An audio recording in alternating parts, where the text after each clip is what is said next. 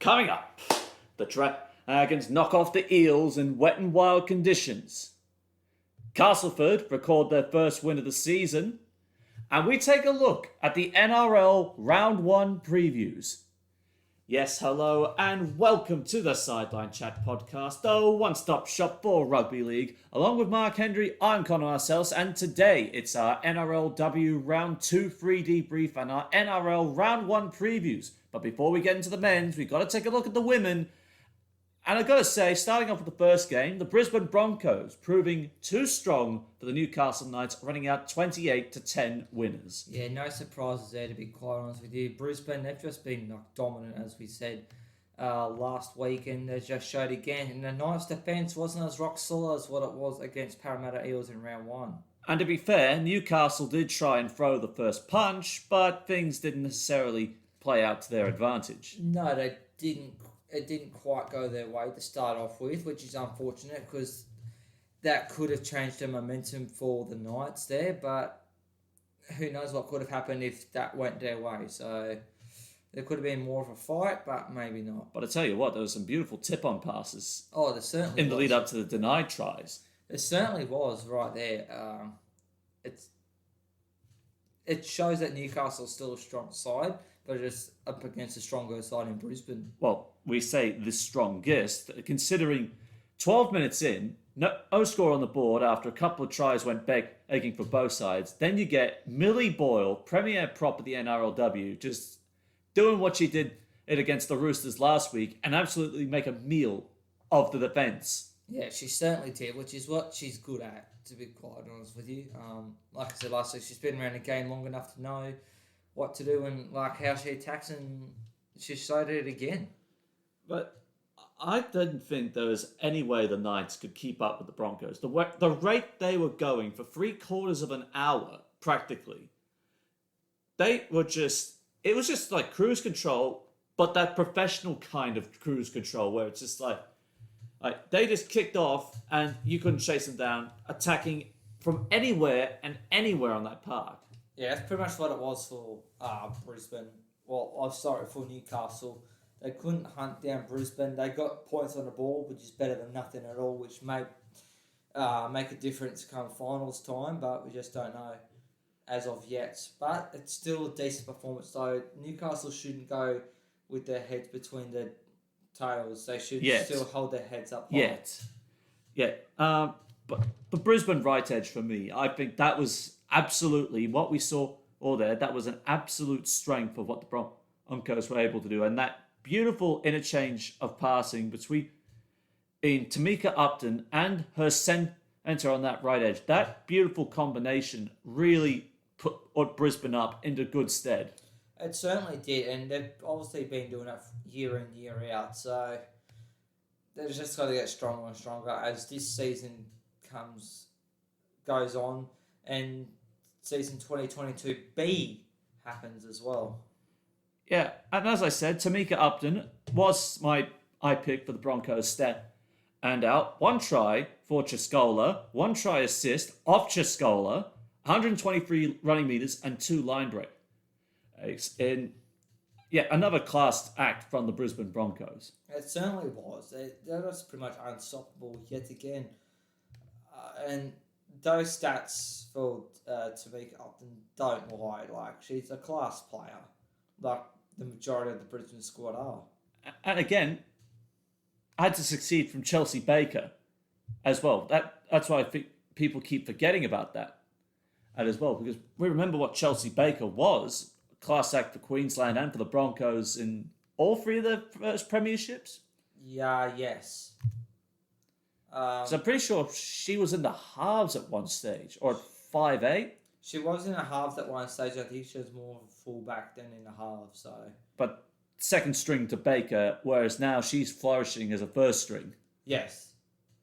I think that was always going to be the plan when Baker retires or moves on, that Upton was going to be the next fullback, but they couldn't leave Upton out, so they put her in the halves. But then when Baker had left or retired, she went straight into that fullback role. Yeah, that's a fair point there. But I've got to say, the Onko's goal line defense, just on the case of the Matua Fesarica try, they should have been able to absorb all that contact. They should have, knowing If, how. if I'm the marker defense and I'm seeing there's a big booming front rower ready to charge at the line trying to get that ball down, I'd be looking to either A, roll her over, or B, hold her up for as long as I can. And so we can force her back up to the 10-meter line. I didn't see any committal on that part of the fence right there. Oh, I didn't either, to be quite honest with you, but you can't have everything perfect for you. Like, you have to learn from each game, and mistakes do happen no matter if you're a quality side like Brisbane or one of the newcomers like Newcastle. They also have a little bit of work to do heading into round 3, but they'll fix it up in no time. Well, defensively, the Broncos were strong. I mean, they were able to get through a whole mountain of defense, less tackles than Newcastle, but not that difference on the missed tackle count. 31 to 35 of Brisbane than Newcastle. Also, they were getting through, I mean, he wasn't like 4/5 of their defensive work, but errors and penalties played against them. Penalty count evened up at 7-all, but 13 mistakes. He's only being beaten out by Newcastle 16. Yeah, see, that just shows either Newcastle's defence was good and the Broncos felt a little bit of pressure. Even though the scoreline doesn't suggest that, watching the game, it kind of, what I saw at the game, I should say, is that the Knights did put pressure on Broncos in various stages of the matches. I think that's why Broncos made that many errors compared to normal than what they did against the Roosters in round 1. And to be fair, this was on a semi-dry track, unlike something we'll talk about coming up very shortly, the wet and wild that St. George and Parramatta had to deal with. Yeah. See, changeable conditions too, that would have played a factor as well. But overall, I would still say another 4 out of 5 performance from the Broncos. As for Newcastle, TikTok. That's all I'm going to say. It's TikTok right now.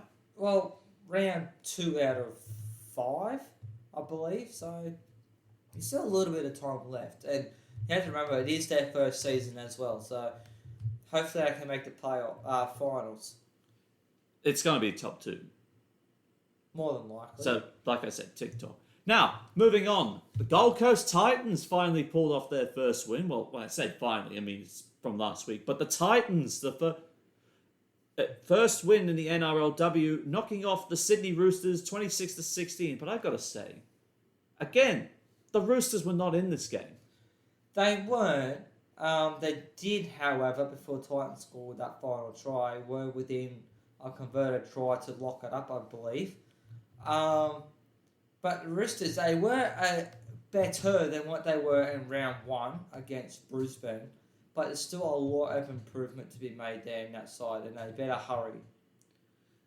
They were just outclassed on practically every respect. Offloads 9-1 in favour of Gold Coast.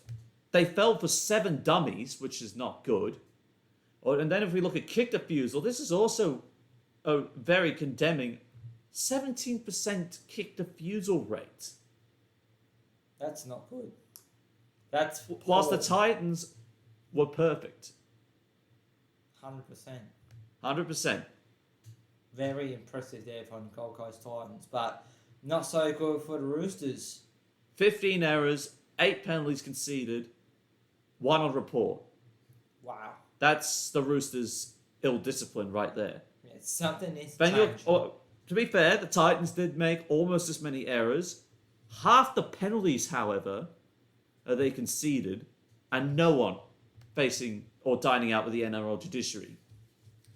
Yes. But this is the most condemning stat. Missed tackles. 42 missed tackles. The Titans only had 13 they missed. Wow. That is a condemning statistic right there. No wonder the Titans got, 26 points on them. 5 tries. If you're giving away... This is like the worst men's side right here. If you're letting in 42 tackles a game. You can't do that. You certainly can't. Not at the elite level that they are at. Uh, yeah, Sutton's not right there at the Roosters. I don't know what it is, and you probably don't know what it is either. But Sutton needs to change quickly because 42 missed tackles is not good enough. And if you let in 5 tries against the Broncos, well, God knows what's going to happen in round 3 against their opposition. But the domination around the middle of the ruck, I think that was absolutely the strength for the Titans here. Yeah, and this was a captain's knock from Brittany Brayley Natey. In 70 minutes, its performance, 2 tries, 1 try assist, 60 run meters, and 33 tackles, without a single miss from her. That's what you need from a captain. To, one, try and lead the way for your team to bounce off you and try and reflect your performance, but to try and put up the fight against the opposition and break that line, then the team can carry off that. But the team didn't really carry off that momentum that she had at all. The beautiful. I mean, again, goal line defense from the Roosters, not good because they let Brittany in. And I have to make that point clear, considering there are 2 of them. Yes. From dummy half on 1 occasion, and then an offload from Steph Hancock, and she got Eisen after selling them the dummy. But the Roosters were just soft. They certainly No, were. and I mean, they did try and have a fight back with 2 tries in the second half, both over Sarah Tokatuki, which was an absolute barnstormer. I think the quote was, "From the entertainment centre at the other end of the ground." Yes, it certainly was that quote, which that's a classic one-liner right there. That's going to go down as one of the best And then one-liners so far. a good line run by Olivia Koenig, and they could have pulled it off, but just didn't. No, they couldn't quite do Left it 5 minutes too late, I would have to say. I'd say so as well. I did read about this. I'm going to mention it. You don't hear this happen very often, if not at all. Brayley Narty, I think it was Kimiora, I'll get that right, scored the try. No, it was Brittany. Brittany scored a try with Kimiora converting. The first ever married couple to try and score. Ever in NRL and NRLW. That's going to probably last a long time. Although you just don't know what's going to happen. We'll But see. It's the first one in the whole of rugby league history, put it that way. Well, never happened before, so Well, no. yeah, not going to get into But a deep good little conversation thing about for- that. But I suppose it's a good little pub trivia question to say, hey, can you name the couple that's both scored the try and converted the goal in an NRLW match? I think that'd make a good pub trivia question. It certainly will, and not many people will have an answer for that unless you really follow the sport. Well, the audience to the NRLW, I mean, weather conditions didn't permit for a crowd of greater than 5,000 this time. No, At the height of the triple header, but The weather does turn people away, put it that way. it does. And there's opportunity in moving forward. I would honestly think you'll be having 5-digit crowds at a bare minimum in probably the next 10 years. I'd say so. And you'd have 17, maybe 18 NRL teams because they're talking expansion again. But that's a story for another day. But no, good performance from the Titans. As for the Roosters, like the Knights, time's just running out. Well, yeah, like I said, the Titans have kind of built on what they did against St. George Illawarra in round 1, and Roosters have improved but still got a long way to go. They certainly do. Now, wet and wild in number 3, the St. George Illawarra Dragons and overcoming the Parramatta Eels 10 points to 0. But I got to say, this was a lot of expectation that this was going to be a real blockbuster game right here. It certainly was. Like, I predicted a very close game indeed. I mean, 10-0 is not an absolute belting, but it's a closer game. But I was expecting like maybe 2 points in it, or maybe 1 point in it. But it was very, very tough conditions, and the this rain game was playing havoc. What this game did right here was it just got wet. Yeah. Stupid wet. Yeah. Literally, this was stupid wet at its peak. Yeah, like the ground couldn't even hold there was that much water in that short amount of space of time. The water didn't have enough time to drain away. So they were starting to see water sit on the field, which made for some brilliant footy to watch. I could have sworn I saw Reece Wesser out there. I don't know. I think he might have actually popped up from the waters at Perth maybe 11 years ago. Yeah, I might have even seen an umbrella that Sterling might have been holding as well. I don't know. I couldn't see. You couldn't see out there in the rain, but I'm pretty sure I could have always saw Reece Wesser in a South jumpers just pop up out of nowhere. Yeah, no, it was horrible weather for Dragons and Parramatta. But hey, I reckon footy in the rain is the best weather ever. Oh, wet weather, but not like the old days where you could literally drown in fields of mud. Yes, those were the days. Although guys like Tommy Rodonicus would have preferred it that way. Yes, but it's changed a bit since then. So Oh, it has. It has. better drainage systems and all that stuff at each ground and that. But it's still wet weather and footy. I still love that. The only try that was scored, and it came off a Parramatta mistake. It did. And it was a pretty easy mistake, you could say. I'd definitely say there are only two ways that could have gone down. One, Welsh carries that away from home try line, and Parramatta get at a set start 20 metres out. Or the alternative happens where Rachel Pearson, off a chip kick from Betty Welsh, because she couldn't handle it, and she plunges over the score. Yeah. That's it. And Parramatta tried to throw everything they had, but that Dragons defence just strong, very strong. It certainly is, and you could tell that they have carried what they had from round one against Gold Coast into this match as well, which it's a good thing because they're building on what they have formed in round one, heading into round two, and it's just what you need. Momentum is everything, and not having many changes, if any changes at all, is a good thing. In a season where it's only short. Yeah, you're right. And I mean, Parramatta did have their opportunities, but they just weren't able to ice them off. Just couldn't break down that red wall. No, they certainly couldn't. I don't know what went wrong for them. Maybe it was just the Dragons' defence was too good. But I would say that Parramatta are still improving. Let's just say. Yeah, I can live with that. Standout for me, I'd have to go with the Dragons front rower, Elsie Albert. I mean, already missing Kezi Apps going into this game. 159 running meters, 3 tackle breaks, 1 offload in very trying conditions. This is exactly what you'd want. A front rower willing to run hard and cause those defensive lines to bend and buckle. And she actually earned a penalty or two off of this. Or actually one penalty. One penalty, yeah. Because she got cleaned up on the other into a knock-on. Yeah, she certainly did, but that's exactly what you said there. You need someone like that to go forward and run hard and straight in the middle in those conditions. That's what you need from a front rower.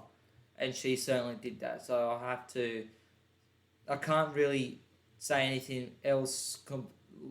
I have to say pretty much what you're saying. It was a good performance from her. Yeah, I definitely agree with that. And we'll see how that plays out for the Dragons. As for the Eels, I wouldn't be too disappointed. I mean, you got nil. That's not good, but... No. Definitely chins up. Yeah. This is, I think... Same with Newcastle. Yeah, because that was a really trying game. And the fact that they only let in 1 try. Because we've got to remember, there were 2 penalty goals kicked on top of that singular try. I think Dean Widders would have been pleased with that defensive display, that they only conceded 1 try. Yeah, I would be quite happy with that too if I was Parramatta. It's just they didn't have much ball time. That's what pretty much cost them the game there. But in trying conditions too, you had to get as many points as you can. That's why the Dragons took that penalty goals when the opportunities arose. Well, that's the only way to look at it. Now, moving on to round 3, it's the Sydney Roosters up against the Newcastle Knights at the SCG in the run-up to the men's fixture. It's certainly so. First of the women's men's double header we're going to see this season, and ironically the same club. So I'd say that's how they planned their schedule for that. A couple of changes for the Sydney Roosters heading into this game. Corbin Baxter is back in the side after dealing with that certain spicy cough that you're not allowed to talk about out because certain countries get offended by it.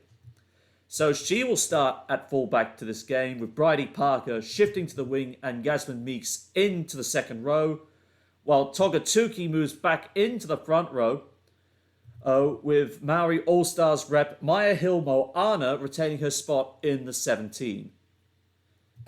With Newcastle, let me just see here.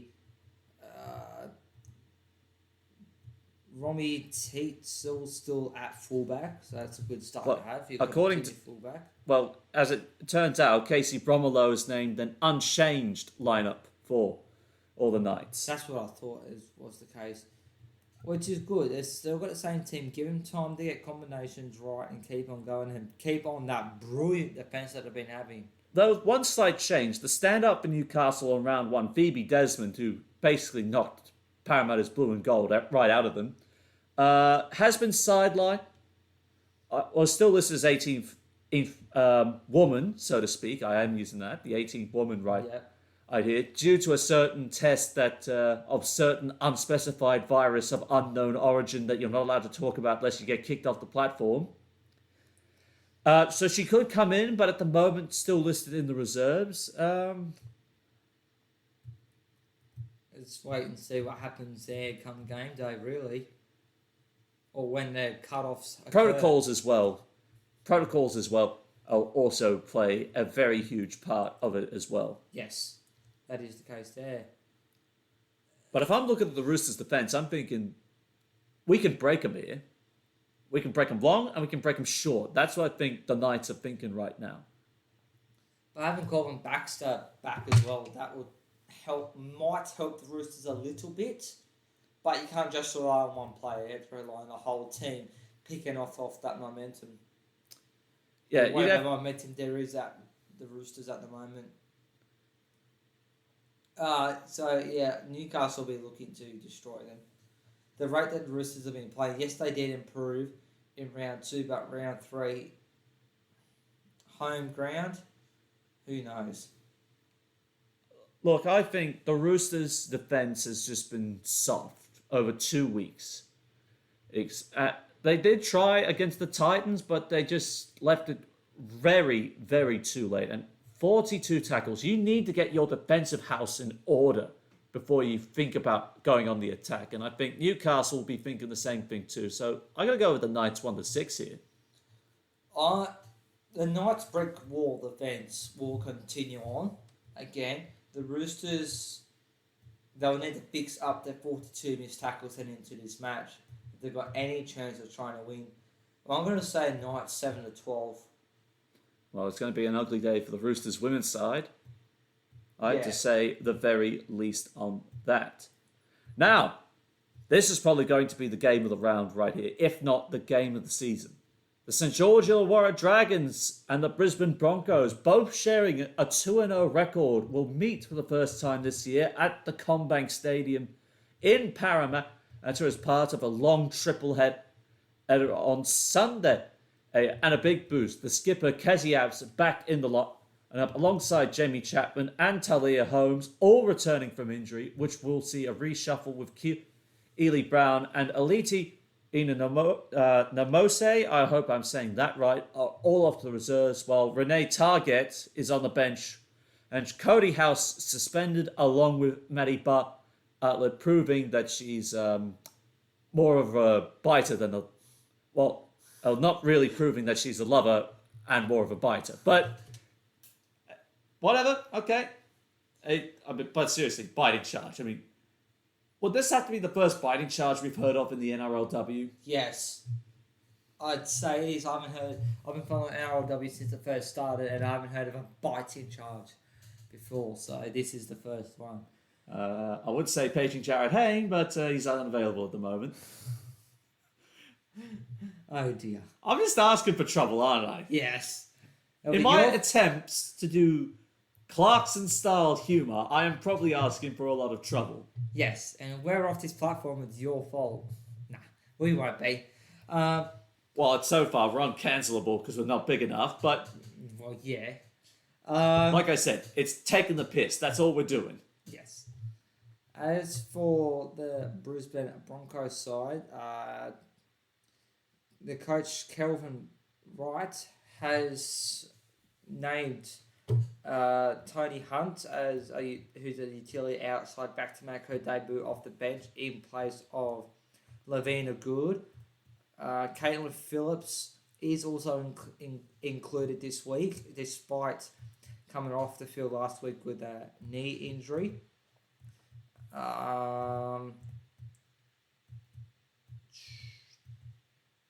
She was a late inclusion last week as well against Newcastle for Sayutia, correct me if I'm wrong, who is back at the starting role at lock, with Jada Ferguson remaining the 18th woman for the second week in a row. I think this will be the game that really says it all about the NRLW. Yeah, one versus two. Someone's going to go 2-0. Someone's going to go 3-1. The Broncos forwards 3-0. Sorry. This is the time you'd want the Broncos forwards to be. This is the pack to probably challenge the Brisbane forwards. I will say that. I stumbled a bit, but I got it out in the end. But I think you got Boyle, Hall, Roxy Murdoch that are probably the biggest three problems in that Brisbane forward pack. And then you got Kessie Apps back at the right time. Elsie Albert, I already said, was the standout player for the Dragons. And then Quincy Dodd off the bench, and a bit of versatility as sort of like a bench lock. So the battle between these three should be the most interesting. And you also got like the halfback of Ali Brigginshaw and the fullback of Tamika Upton too, come up against say Rachel Pearson in the halfback there and Tony Gatto for the fullback. Tony Gatto. Sorry about that. So it's a very, very 50-50 game, and like you said, game of the round, if not the season. I'll call it Boyle v Apps. That's your key matchup. That's the first key matchup I've got for you right here. Yeah, I have to agree with you right there. Both very experienced players in their own right across the NRLW competition and state of origin for the respective states. Yeah, that is very true. I think this is going to be a very close one. I think on a nice dry track, this will be a front rower's paradise. If it's a dry track. If it's a dry track, well, hopefully this is the case at the moment. I think this will come down to the kicking game as well, because I think Boyle v Apps is the main show, but the puppeteers of Pearson and Brigginshaw to pull the strings. I just think Brigginshaw is going to provide something that will set the Broncos up for a narrow 1-6 victory. I don't know. Do I go with my beloved Dragons or do I go to Brisbane Broncos? It is such a tough game to pick because both have been playing extremely well this season, although the Broncos have just continued off what they have been doing the last 3 seasons. I'm still going to go with the Dragons in the 1-6 margin. It's such a tight call. Who knows, we might have our first NRLW Golden Point game. Well, actually, we've just got a bit of breaking news that's just come through. Apparently, Craig Fitzgibbon, the Cronulla Sharks coach, will not be travelling to Canberra this week. For? Apparently a positive test. I'm just going to try and verify this now, but this is what you get for keeping your ears down to the NRL Discord. Yeah. You should probably... No, it is 100% confirmed. Yep, 24 minutes ago from the Sharks website themselves. Due to a positive rat test, he will not be travelling to the nation's capital, and he will be back on deck, as they say, because it's only 1 week you have to isolate for, against the Eels for the first home game of the season in a while, with Steve Price, Josh Hannay, and Daniel Holdsworth on board to oversee matchday responsibilities. So, all right, I got the Triple question. coaching way. So I got the question. You got Price, Hannay, and Holdsworth there. Who fronts up to the press conferences? I'd say Josh Hannay, because he's been the most recent. Or would you say Steve Price? I'd say Josh Hannay. Well, that is some breaking news right there, coming through over the Sideline Chat podcast desk, and we'll talk more about that very shortly with the NRL Round 1 previews not that far away. But we got to get through one more NRLW game. It is the Parramatta Eels at home to the Gold Coast Titans, and Dean Wood is choosing to run with an unchanged sides. A couple of question marks there regarding Josie Daniels with a chest issue and Rakea Horn with a foot injury, but both have been named thus far. And of course, Saree Inane Okatoka, of course, warned for a grapple tackle. Yeah. As for the Gold Coast Titans, there has been a few changes here and there. Shannon Mato is out after picking up a knee injury, with Jessica Elliston promoted to start in at prop. Lauren Dam is also out after, or I don't know why. She's been replaced by Hayley J. Munsell, who's a Kiwi. And there's another debutante in the forward pack by the name of Laker Clark, who's going to come off the bench. Now, this is going to be interesting because we already know the influence that CommBank has on the Parramatta Eels men's side, with the fact that they've only lost a handful of games since returning home. True. This will be the first time Parramatta women's play at home in front of a home crowd. Do they have the same influence? You'd hope so, but you'd also hope for like a seesawing match too. I think we are going to get a seesawing match, and I think both of the right edge of the Titans and the left edge of the Eels will look to provide the most spark.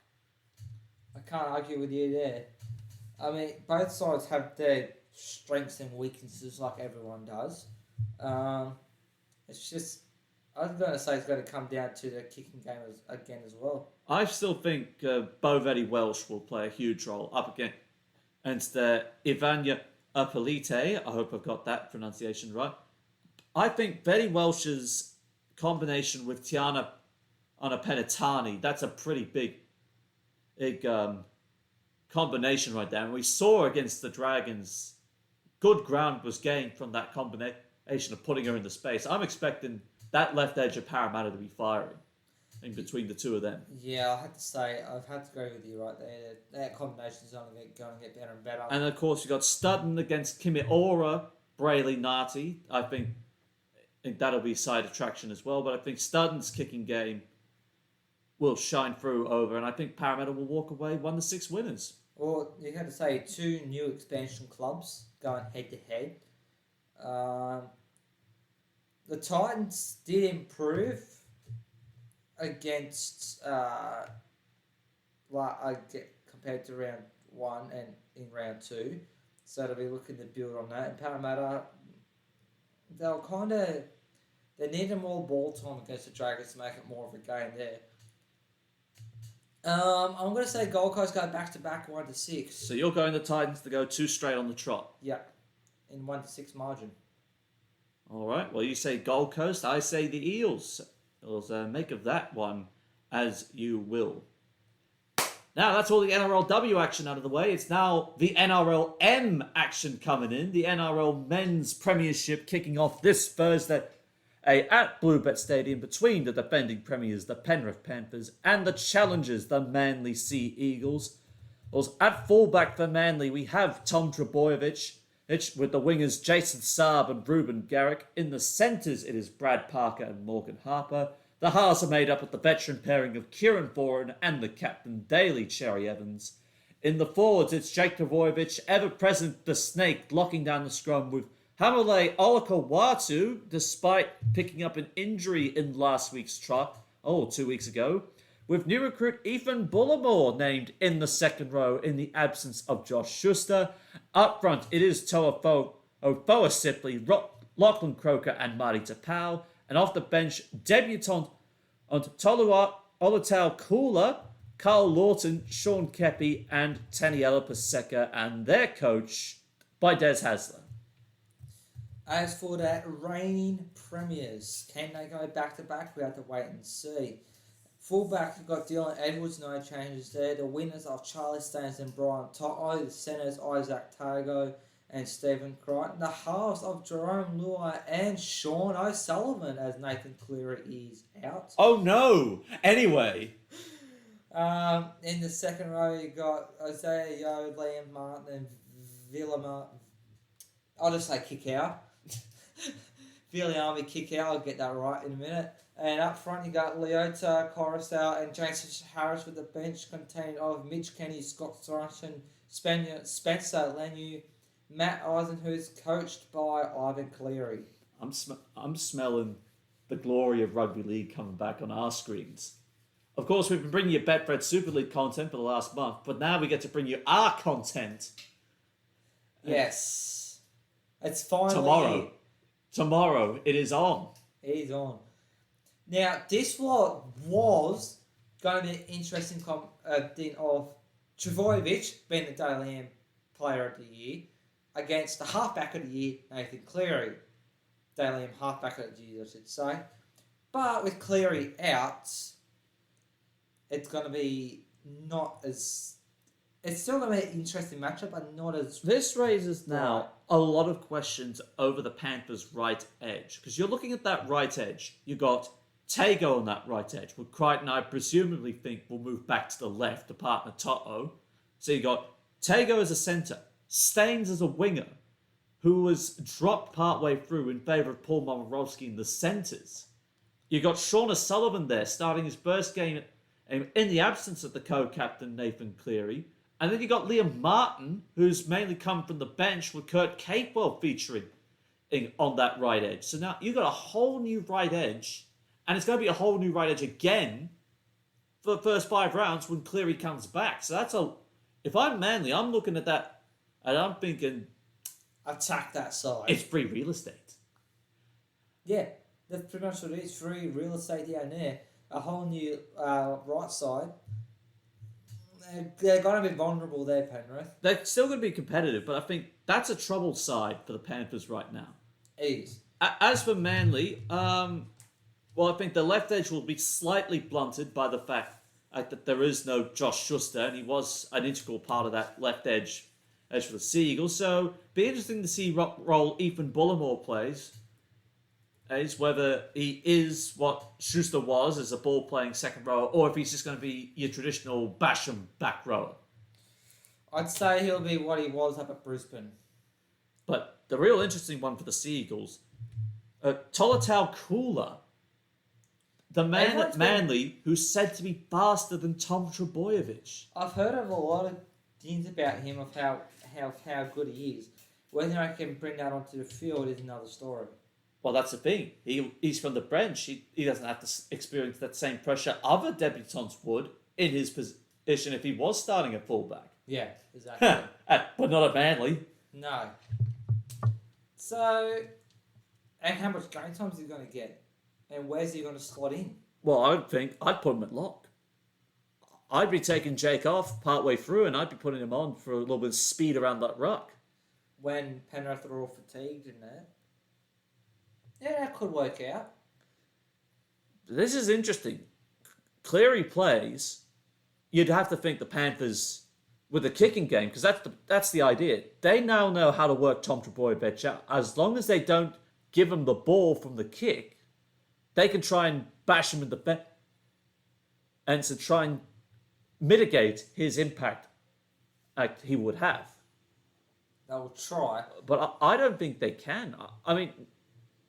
O'Sullivan's got big shoes to fill trying to keep Tommy Turbo contained. And you know what? I'm actually thinking, I'm going to give this to Manly. I think if Tommy Turbo has the influence on the game that we all think he will, and then you got this young cooler that could provide a bit of spark off the bench as the utility player and speed, this could get very, very interesting for for the Manly Seagulls. I got to go Manly 1-6.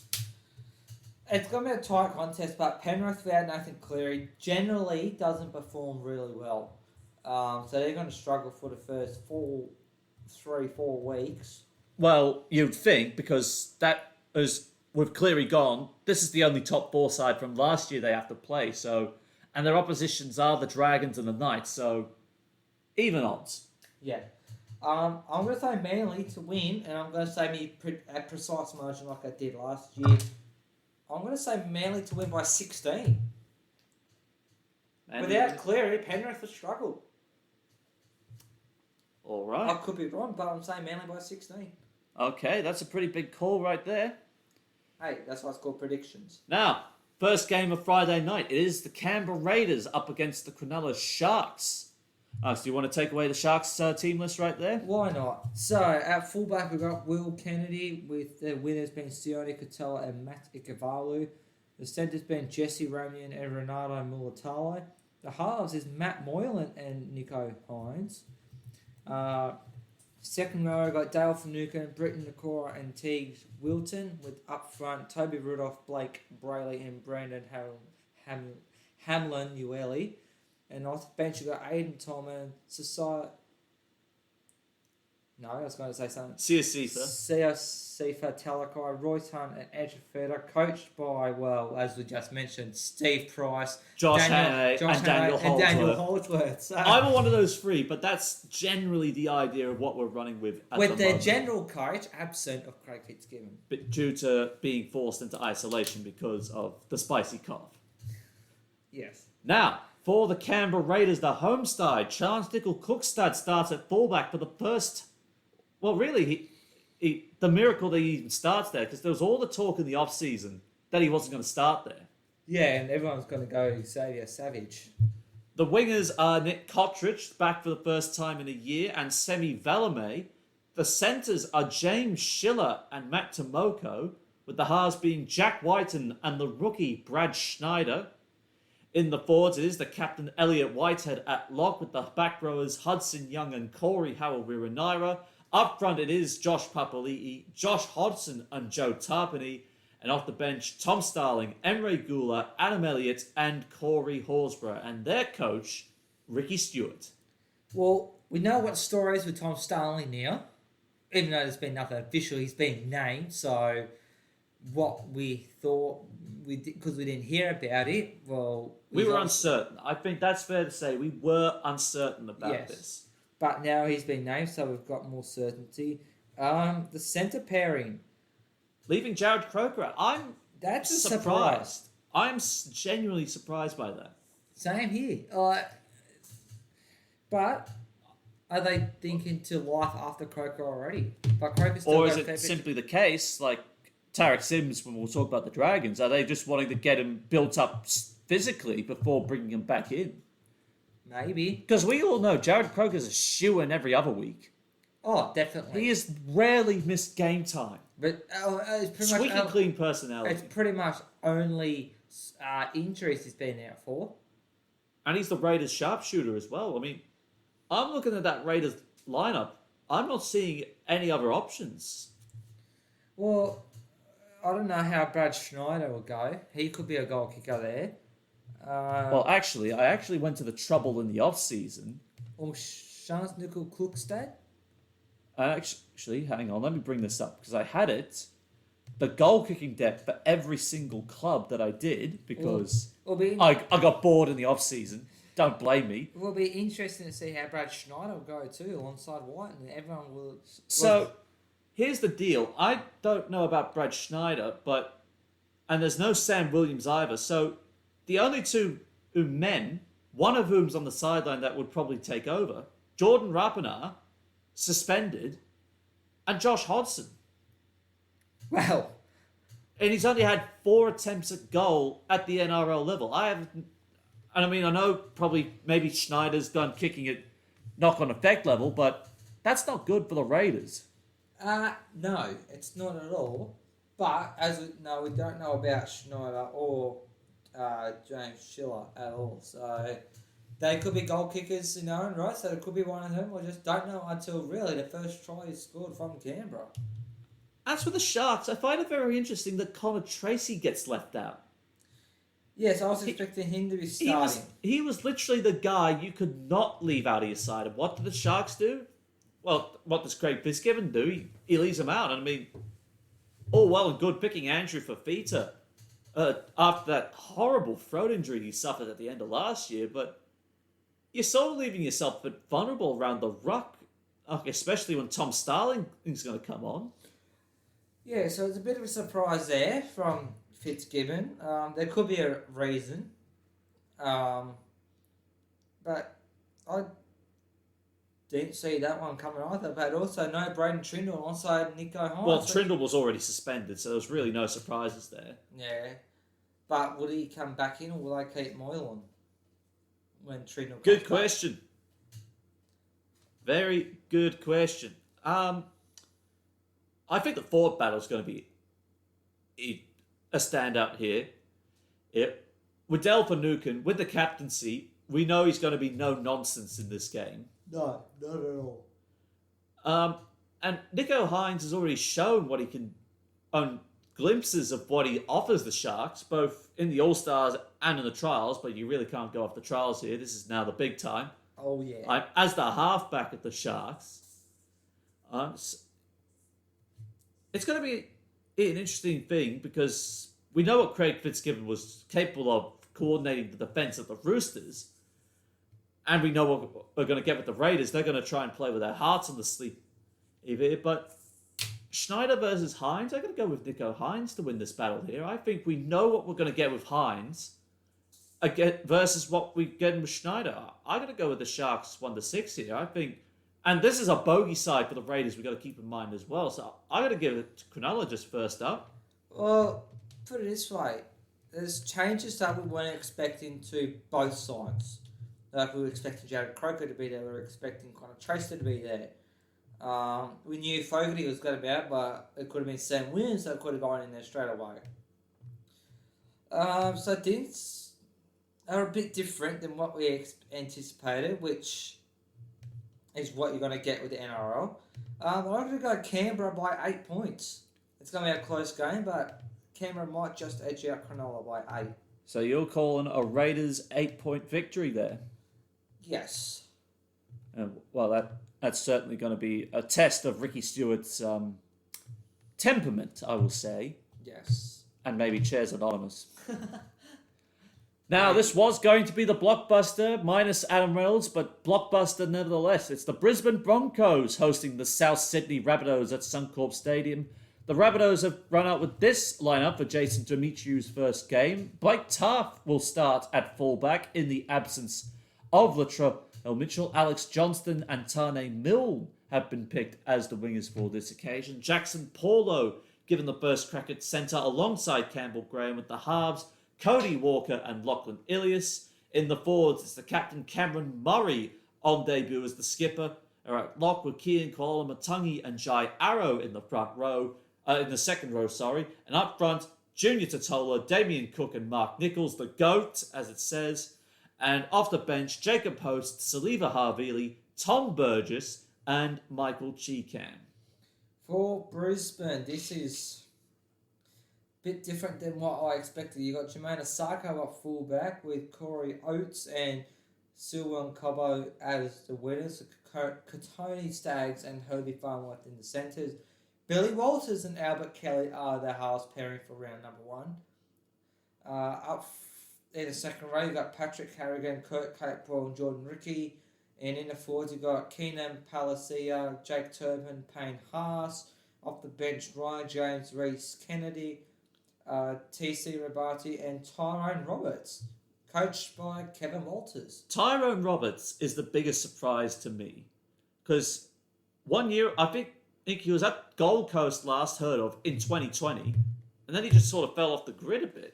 I think he went to play in Queensland Cup for a year. I don't know who with, but he's kind of come back into a circle up there after a year being out, so that's a bit of a surprise inclusion there. I definitely think that is, because the Broncos also have Tamare Martin and Ezra Mam listed in their extended reserves after It's sort of like in line with all the current protocols they got going at the moment. But that still surprises me. Tyrone Roberts. Yeah. I don't know where's he going to slot in or when he's going to slot in, or I don't know. Maybe he's there to be the experience if it's a tight game and Brisbane needs someone experienced, so they might pull off Walters or Kelly later on in a match. But that's the problem. I think Kevy's doing the wrong thing here because he's basically saying to his son and to Kelly, yeah, you know what, I might actually hook one of you during the game if I think we're not doing so well, just to try and see. So I got Tyrone here. You could probably get hooked if I don't think you're doing well. So is he going to show tough love to Billy, or is he going to cut Kelly loose and bring Roberts in? Honestly, I could not tell you. If my life depended on it, I could not tell you. But that was a big problem the Broncos have just dug themselves into right there. Well, if Adam Reynolds hadn't contracted a certain thing, he would have been definitely playing. Well, he couldn't help it. I don't think at this stage anyone can help it, and this is just sort of the reality we've got to deal with right now. Yeah, but he would have been playing 7 regardless. And leaving out Tyson Gamble as well, that's another surprising thing. To me, not really, but for others it might be. But Albert Kelly's capable in his short time that he's played for the Brisbane Broncos. And Billy Walters, well, let's see how he can do under his father as coach. Another father-son duo, you could say. I think this really plays into South Sydney's favour because I think Taff was thinking, all right, so I'm playing fullback in the absence of Latrell Mitchell. Adam Reynolds might be playing, so I know what I'm going to get. He doesn't get that anymore. Now he's got to deal with an unpredictable kicking game. True. And because he hasn't played against the Broncos at top flight level yet. He's only had a handful of games, 2 of them against Penrith, 1 against Manly, 1 against St George Illawarra, 1 against the Cowboys, North Queensland, and Canterbury. He hasn't played that many games, but then again, it's standardised really, the bomb kick. It's just a matter of whether you fielded it or not. Yeah, and Taft's time he played last season nearly dropped like 1 or 2 bomb kicks. Or maybe, no, the first one off Nathan Cleary. And then he didn't drop a single one after that. So exactly. So he is very, very capable. Yeah, I think that is a fair point. That if he can survive Nathan Cleary's bombs, he can probably survive anything. Yeah, exactly. As for the Rabbitohs, I think we know exactly what we're going to get out of them. I think even though there is that they don't have that same poise that they did with Adam Reynolds, I think, as we saw from the trials, Cody Walker tried to take more of the game manager role out of this to try and keep the pressure off Lachlan Ilias. Yeah, he certainly did do that. And I still think that left edge is going to cause a whole lot of trouble for the Broncos. As you got Paulo transitioning to the centres, but if Campbell Graham could do it, so could he. Alex Johnston's always a threat. And then you got Arrow and Murray to worry about as well. And especially Cook's combination there as well. I think the Rabbitohs go up to Suncorp and I think they walk away with the 2 points. I think they walk away 7-12 victors. I'm going to have to agree with you there. Broncos would have done all their pre-season with Adam Reynolds going to be there for round 1. So that's going to throw a spanner in the works. The Rabbitohs just look that little bit stronger than what Brisbane are. I'm going to say South by 14. Calling for the big margins. Somewhat. Well, that's all the way it is. Now, the Super Saturday triple header. We've got the Sydney Roosters up against the Newcastle Knights. Yes, the Knights at fullback is Kalen Ponga with the... And the captain, don't forget. And the captain, yes. And the winners of Dominic Young and Inari Tuala, and centres Dane Gagai and Bradman Best. The halves, Jake Clifford and Adam Clune gets the nod to start. In the front second row, we've got Kurt Mann, Tyson Frizzell and Lockie Fitzgibbon. And up front, David Clemmer, Chris Randall at dummy half, and Jacob Safidi. And off the bench, Phoenix Crossland, Mitch Barnett, Leo Thompson, and Jareer Momo Asia. Momo Messiah, yes. Thank you very much for that. And they are coached by Adam O'Brien. As for the home side, the Sydney Roosters, the skipper at fullback is James Tedesco, with the wingers Daniel Tupou and Paul Morawski back for the first time in 4 years. And what was it, 5 clubs? Or was it 3? It was a fair bit. I'm trying to keep track of how many clubs he's at. I know, but I'm just... Because he's going to Penrith, he's gone to the Tigers, I think back to Penrith. A stint at Melbourne. Melbourne, yes, that's around at 4 clubs. Yeah, that's the way it is. In the centres, Billy Smith back again, and Joey Manu. There was actually talk he would be named at 5'8" for this clash. There was, but not to be the case, as the halves are made up of Sam Walker at 5'8" and Luke Keary at halfback for the first time in almost a year after doing his ACL. In the forwards, it's Victor Ratley locking down the scrum alongside Angus Crichton and Cecilia Tupanua in the second row. And up front, it's Jared Waria-Hargraves, the big dog of the Roosters forward pack, Connor Watson and Lindsay Collins also back after a year out with an ACL injury. And off the bench, Drew Hutchinson, Fletcher Baker, Nat Butcher and Sio Siwa Talkiaho, and they're coached by Trent Robinson.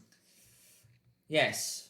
I'm going to say it, Roosters are pretty much full strength, if not full strength. Leaving Kevin Nagama out, I was surprised at that too. I would have thought he would have got a start for sure. I'd say they're going to give him a bit more time to settle down back in Australia, and I'd say that's why they've kept him out there. Dominic Young getting a head start over Edric Lee's a bit of a surprise. I'm not surprised. I always thought Young was a better winger. At this stage, I think Dominic Young is a better winger to have than Edric Lee, purely from the standpoint of Lee's been battling injury for like the last year and a bit, and Dominic Young was brought to Newcastle from Huddersfield, and I think this is really a chance we get to see a better highlights reel than the 4 tries, and I think, was it close to 8 or 10 games he scored last year? No, it wasn't many games, but yeah, round about that bracket.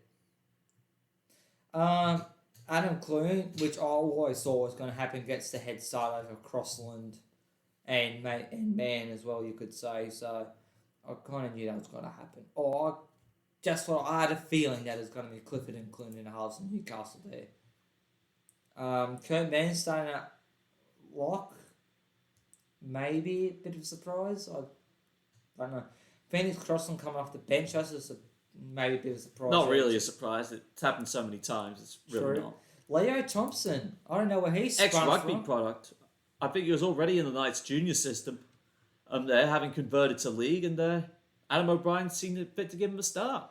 Yeah, so he's popped out of nowhere. I've personally never heard of him, so it'll be interesting to see how he goes. If he's come rugby and coming into league, see how he transitions.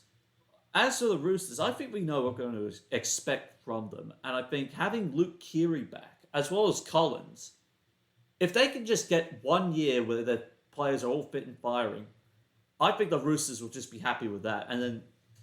But the wins as well. And I don't know what Newcastle can offer against this Roosters side. And I think the Roosters going to hit the ground hard and fast. Walker's going to have an absolute blinder of a game.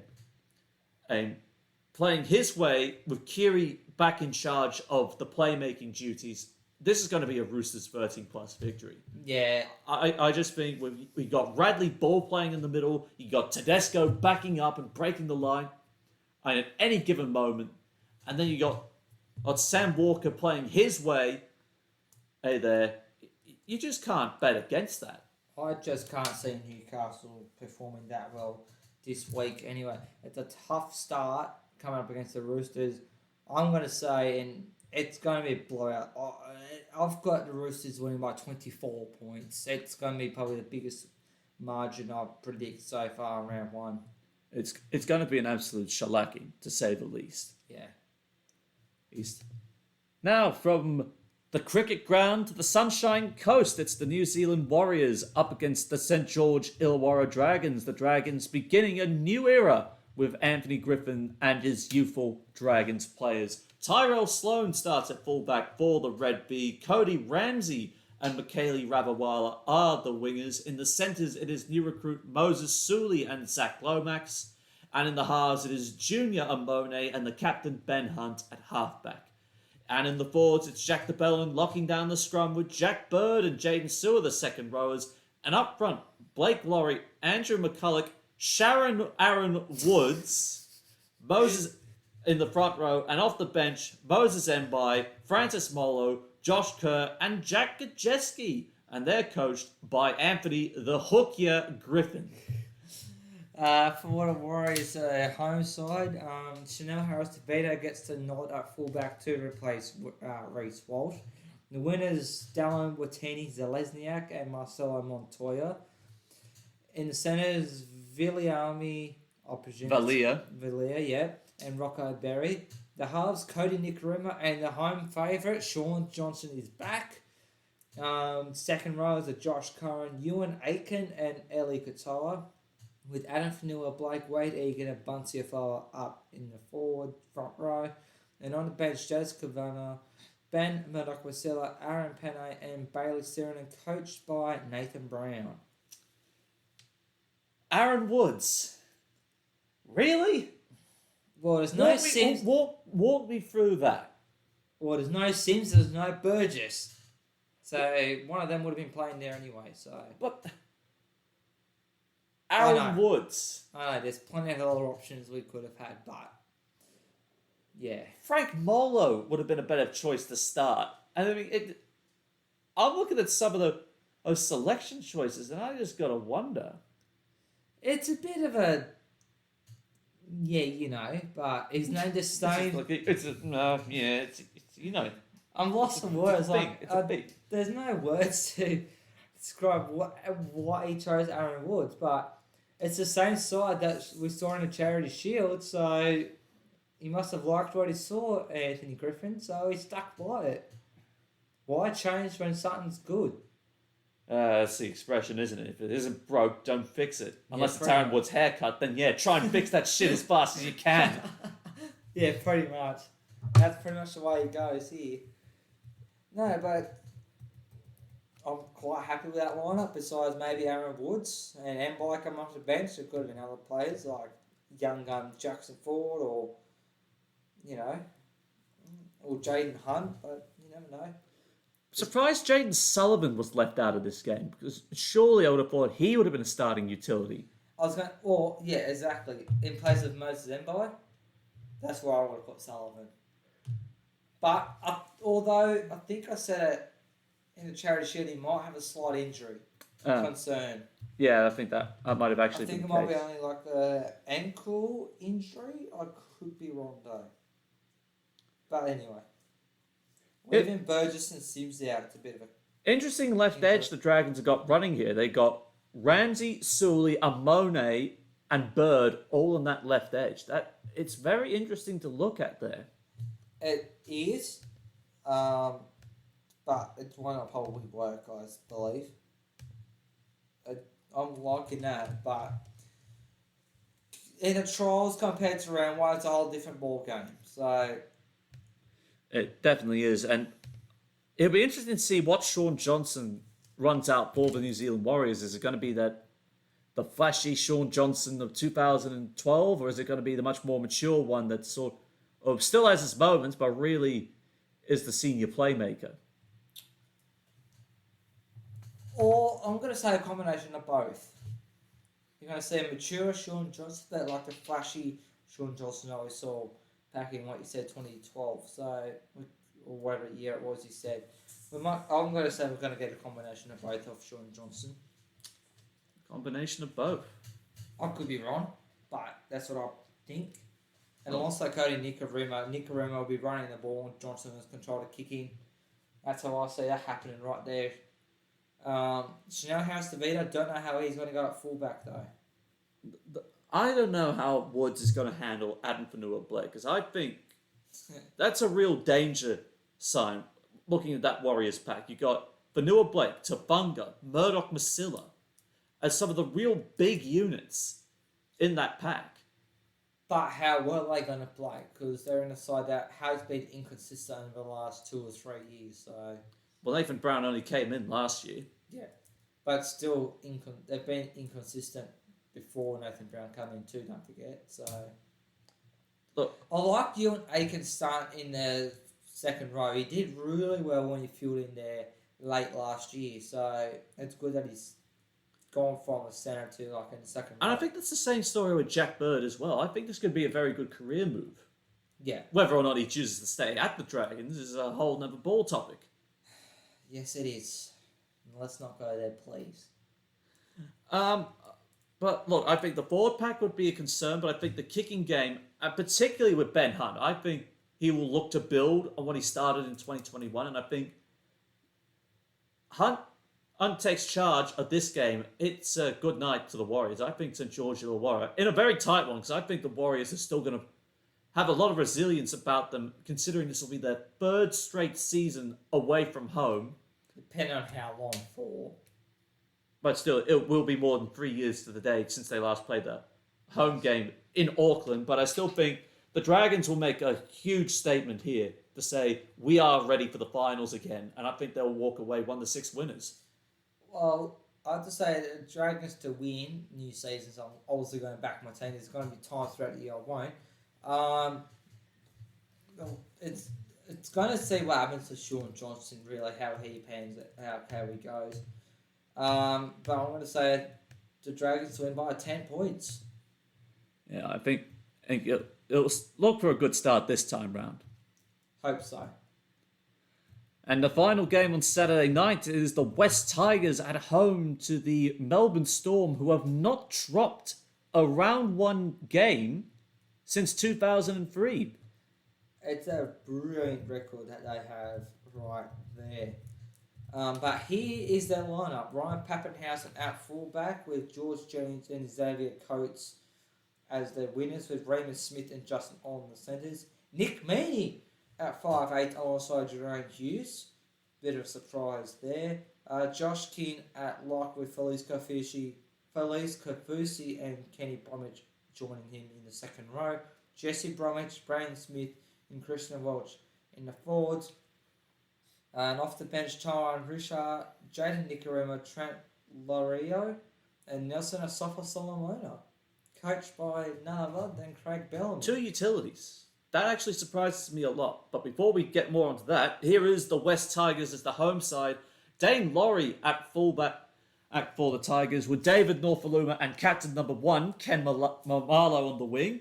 In the centres, it is James Roberts and Oliver Gildart in the centres. In the halves, it is a homecoming for want-away star and really ex-Man of Steel for the Wigan Warriors in the Betfred Super League, Jackson Hastings and Luke Brooks.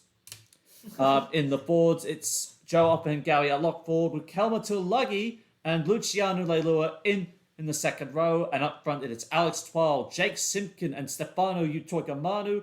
And off the bench, I think it's one of the other captains, Tyrone Peachy, Luke Garner, Zane Musgrove, and Alex Seyfarth. Their coach, and thank God there's only one of them here, Michael Maguire.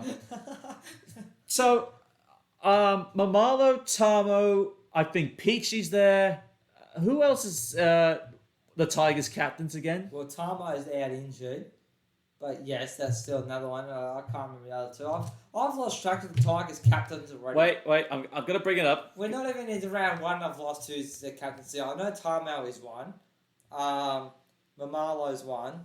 Wait, let me see if I can actually find it. And Peach because we can't just not talk about it. It's like we're just trying to sweep this under the rug. Just like, yeah, it's no big deal. We got 5 captain. God help them trying to figure out a coach if they're in yeah. So James Tarmo, Luke Brooks is of one of them. So we got so James Tarmo, Luke Brooks, Tyrone Peachy, Adam Dewey, Ken Mamalo are apparently, quote, the leadership group at the West Tigers. So basically, this translates to we got captain number 1, captain number 2, and captain number 3 all there, with captains 4 and 5 unavailable. Yes, that's pretty much how it goes. What an absolute joke! God help them trying to pick a coach. So is it just like, imagine if you're the referee in this, and it's just like, okay, hey, captains, please. No, I only want one of you. Get back. Go. I'll send you off for 10. Well, but it's like, who's going to make the captain's challenge call? Oh, that's the question. It's like, Tyrone, you want to make this challenge? And he's like, nah, mate, nah, I don't think we should. And then Luke Brooks comes like, or James Talmadge is like, no, I didn't knock it on. I'm going to challenge it. Knocks it on anyway, because you can't trust the front rower over in the captain's challenge. Yeah. It's a weird It's just like, why 5 captains? I mean, I cringed 6 years ago when Nathan Brown named 3 at Newcastle. And then again when Ivan named 5 at this very club in 2018. Now Madge done it again. Yeah, God help the Tigers, they had a bloody coaching issue like the Sharks do. Who were they going to pick out of those 3 if they were... Yeah. But seriously, what is the go, Tigers? Come on. Oh, you can't take it serious with 5 captains. No, it's a bit ridiculous. I was just like... We don't know who's going to be the actual captain, although we probably think it's going to be all of them at one stage or another. Well, are they being... Is it a smart way, though? Are they predicting a heap of injuries this season? So, right, if you go, you're captain. If you go, you're captain. But it's like Oprah Winfrey. It's like, you get the captaincy, and you get the captaincy, and you get the captaincy. Everyone gets the captaincy! Pretty much. That is the case right there. It's just... you can't not talk about it. Whenever you talk about the Tigers, you have to talk about their ridiculous... Well, we'll only do it once because it's round 1. Yeah. I don't know why Luke Brooks is still there. Really, I don't. And why is he part of their leadership group? I have no idea why. He's not worthy. We said it last year and we're saying it again this Jackson year. Hastings, though, I think he will have a good year. Yes. Whether he plays in a good side, that's completely up for debate. I suppose he has played worse. Yes. Of course, I think he, Mamalo, Gilda, Norfoluma, and Utokamanu will offer some point of difference. Maybe Tyrone Peachy, depending how things go. And he's got really interesting choices for the Melbourne Storm. Nick Meaney at 5'8", then 2 utilities on the bench. Are they really expecting Jesse Bromwich and Christian Welsh to play big minutes if they've only got Nelson as the front rower and then Trent Lerero maybe ending up in the middle at lock? I'm guessing so.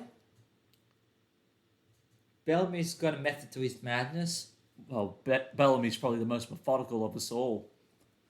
But, yeah, it's an interesting one. But even so, I still think this is a Melbourne Storm side that could run up a score.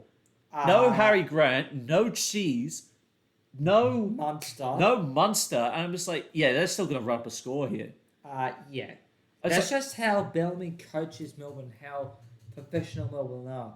They might be out with a key few players like you said, Grant, Munster, and I can't remember who the other one was. Chris Lewis. Yeah, but the big name players anyway. They could still manage to win, which is what... I still think they're in a good position to win. Oh, definitely. The Tigers are probably thinking that, but... No. And how many times... Oh, well, no, actually, the Cheese is already there. It's just like saying he wasn't there, but... Yeah. But how many times the Tigers... I'll tell you what. The Mould said... Not that I really trust the Mould, but the Mould heard from his contacts and sources that the Tigers are secretly furious that Brandon Smith's playing this game. I don't know what to say about that. Absolute rubbish. So what? This is basically what the Tigers' logic is. They're upset that Brandon Smith's playing, but have said nothing about Latrell Mitchell getting off. And Melbourne have to play the Rabbitohs next week. How are they going to feel knowing that Latrell got off his suspension? Exactly. But it did work. Is it one rule for the Latrell and it's another rule for everyone else? It's a bit of a loophole, isn't it? Well, the NRL would have opened up a can of worms. They said no to Smith and to Reece Walsh. Walsh and that. Yeah. And yes to Latrell. But look, I think the Tigers are going to get shut up and shut down here. Well, how many times have the Tigers won at Combank Stadium? Rarely. Exactly. Rarely. But look, I think Melbourne's left edge is going to be as dangerous as ever. And Xavier Coates now makes that even more dangerous than what it already was. As Fox Who? No, this is serious. It'll be Fox Who after this week.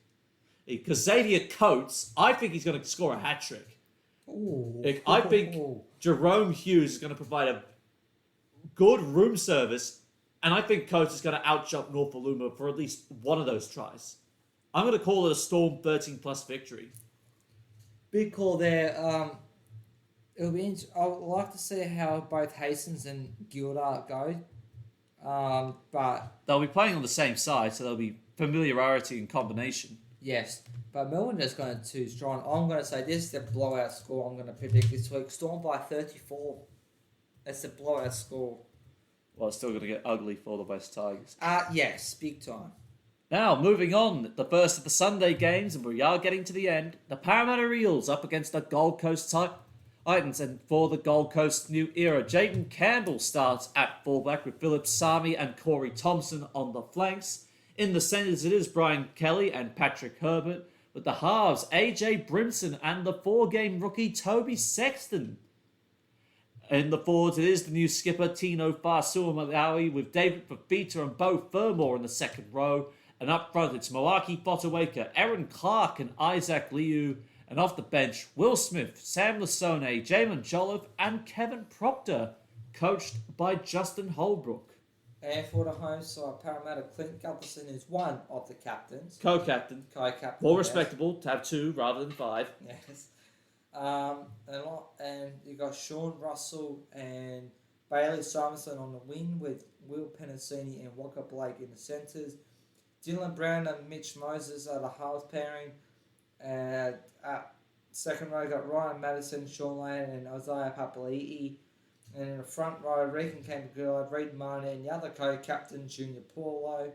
And on the bench, Makahisi, Makatoa, Oregon Kafusi, Ray Stone, and Jake Arthur, coached by Brad Arthur. Leaving Nathan Brown out. That's the first thing in my mind when I saw this Parramatta team sheet. Yes. How can you leave... And not just Nathan Brown, but Bryce Cartwright as well. Well, you could always... 2 men that I thought would be starting round 1. Well, you could also maybe say that for Tom Opacek. He could be starting. Not really. I wouldn't say that about Opacek. Or Hayes Perner. But no. The forwards, leaving out Brown, Nathan, and leaving out Bryce Cartwright. Yeah. That really surprises me. It is a bit of a surprise, more so with Nathan Brown than what it is with Bryce Cartwright, but something must be going on there. But I don't know what, but Brad Arthur knows what he's doing more than what we do. Well, he's already having to modify his game plan as so they don't fade out early again. Yes. But they're all on the back foot when they got a massive injury that I can't remember. What's the other Will on the side? There was Will Penasini and the other. You're not thinking Will Smith. No, the one that did ACL, PCL. Oh, Hayes Dunster. Yeah, they did all of his leg. Hayes Dunster, yeah. So that was the back foot to start off with. So he's had to make changes before that. I'm looking at this Gold Coast lineup, however. I'm looking at it and I'm thinking, what the hell were the Titans smoking when they decided to let Jamal Bogarty go? Look at this. You got rookie fullback Jayden Campbell, who's only played less than 5 NRL games. You got AJ Brimson, despite playing more than 50, has played nearly all of them at fullback and rarely at 5'8". Then you get Toby Sexton, who's only played 4 NRL games to this point. And Aaron Clark, despite playing a full year, was at stages not even the first choice dummy half. No. And you'll look at that and contrast that now with Parramatta. Gutherson, Brown, Dylan Brown, Moses, Marnie. Yeah. There is a class difference between these two. There definitely is. But with Gold Coast leaving out Tanner Boyd could have gone in the halves. Or he could even start at dummy half. That too. For Fafita versus Papali'i, I think this will be the one to watch. Yes. Watching the battle of the back row. I was there as well. And of course, Junior Paulo, first game as a co-captain. and of the Parramatta Eels. Well deserved, do you think? Yes, well deserved. But I think Gutherson may take that more leading role than what Junior Paulo will be. But I never know. But it's well deserved there. Junior Paulo does deserve it. I have heard commentary of trying to understand the Titans are trying to move forward. But is Sexton really going to win a premiership over Fogarty? Well, give him a full year under his belt and see how he goes. To I mean, be quite honest. Sexton is an unknown quantity still at this stage. Well, we We know what we're getting with Mitchell Moses. Yeah. Well, we know what Sexton could do in the back 4 rounds of last season. And if he continues on like that, well, you never know. That's what the Titans are hoping for. And I mean, I like the Titans. I like Justin Holbrook as a coach. And I think he's got some very good forwards in that pack. But if the halves aren't going to can't stand up, you sort of, the house of cards start falling down. I got to go with the Eels, 7-12. Only purely know what the spine can deliver. And despite Para lacking some strikeout wide, I think Will Penasini and Bailey Simonson will dominate, as will Walker Blake. Well, AJ Brimson, I don't know how he's going to go at 5'8". He's the one that's a bit concerning and the one to watch, see how well he performs. But I'm going to say Parramatta are going to decide to get the win and the 2 points, but only by 6 points. So you're calling a close game? Yes. The closest one I've predicted so far this week. Well, there's probably going to be some close games. There's going to be blowouts. Now, moving on, final game of round 1. It's the North Queensland Cowboys playing host to my beloved Canterbury Bankstown Bulldogs. Brownie wooden spooners. Yeah, shut up. Go on, read them off.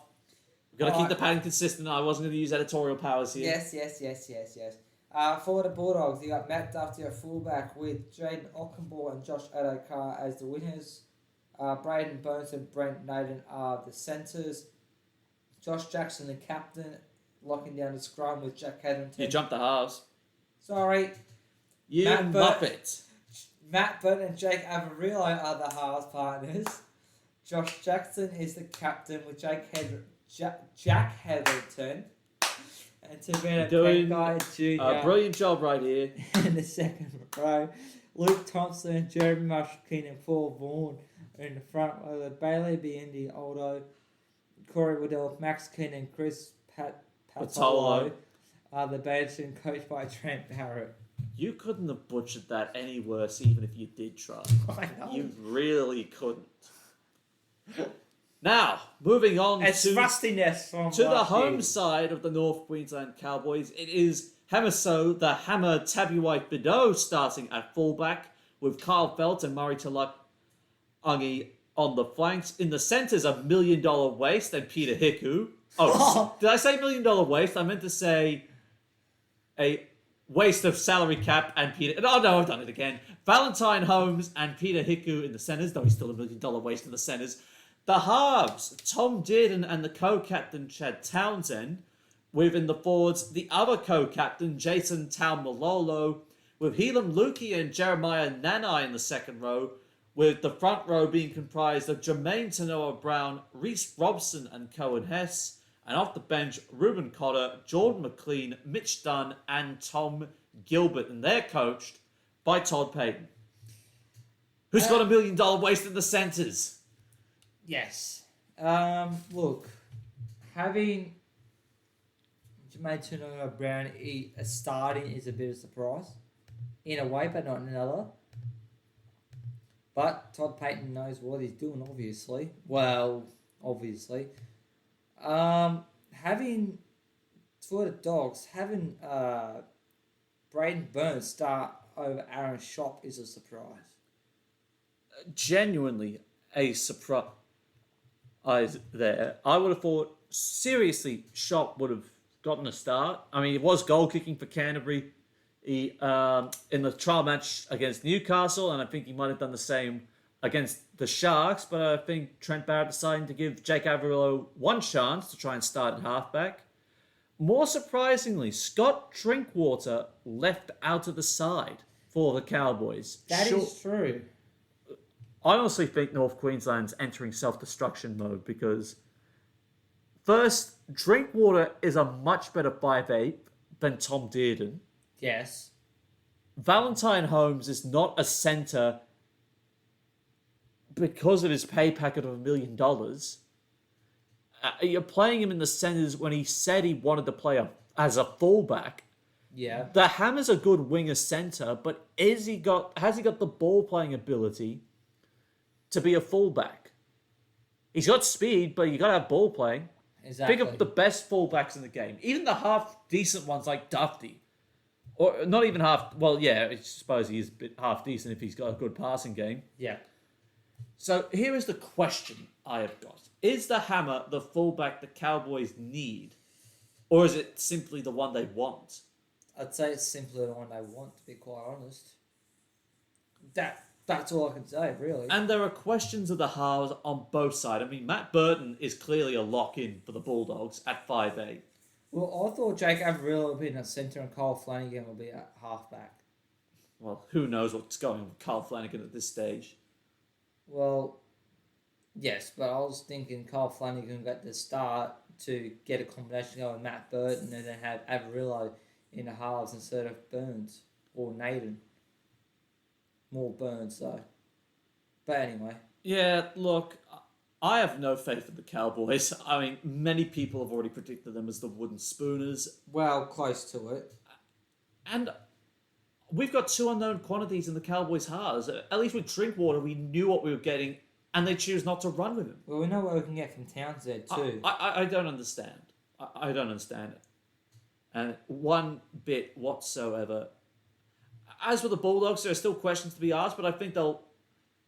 Not that trials count for anything, but I think they'll learn, and I think for the first time in 6 years, we'll be the ones to walk away with a round one victory, and I think it'll come off the back of a forward pack with Hetherington, Pangai Jr. and Thompson, provided they don't start swinging their arms or other things in the direction of North Queensland. I think they'll lay the platform enough for the Dogs back to do some real damage, and I think they'll walk away 7-12 victors.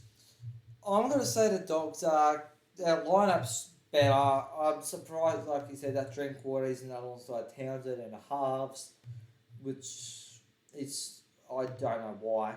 But I reckon the Dogs have got a better lineup. They've got good big players in there that can play really well. I'm going to say the Dogs by 4. You reckon it's going to be a close one? Yeah, in a way, but not another. But enough for the Dogs to win. And, well, hopefully, for once, we actually come away with a round one win, because I'd really like to see a win again. Yeah, because you forgot what that looks like, don't you? Anyway, on that note, that's it from us today. That's the NRLW Round 2 free debrief plus NRL Round 1 preview. But don't go anywhere, because we'll be back tomorrow with your Betfred Super League Round 4-5 debrief. Who's going to get that first win? Is it Wakefield or is it Toulouse? Can Warrington bounce back after a disappointing performance? And what the hell are you going to do to stop the Saints from marching back to Old Trafford for a 4th year in a row? Find out tomorrow, but that's it for today. Hey, we'll see you tomorrow.